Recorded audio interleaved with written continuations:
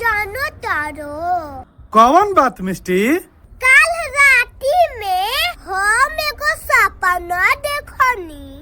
कैसन सपना? अभी बता दे मैं का देखलू?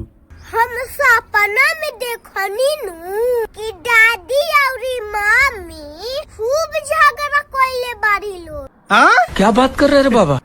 अच्छा का देखलू तनी बताओ तो। पापा हम सपना में देखनी कि मम्मी कहतारी कि ए बेरा हम खाना ना बनाई, हमरा बुखार लागल बा। तो दादी कहतारी कि अरे चटनिया तोरा काम करे के मन नहीं खे तो ते कछावता रे कि हमरा बुखार लागल बा।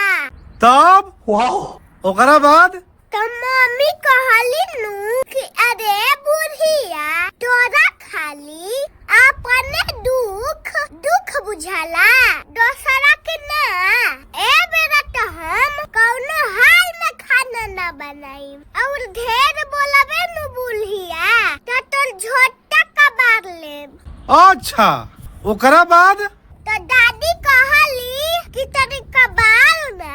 तो मम्मी कहली कि बुढ़ावा बंद कर ले बुढ़िया ना तो तोर झोटा कबार लेब। हाँ हाँ हाँ वाओ बतावत रह।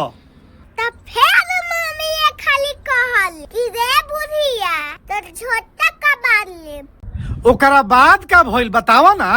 अच्छा खाली एके बतिया कहतारू झोटा कबार लेब ओकरा बाद का भइल? ओकरा बाद हमर नींद टूट गइल, हम जाग गइनी। अब का दादी के झोटावा कबरवाइए के मनबा आता ना से तहरा पेट ना भरल है।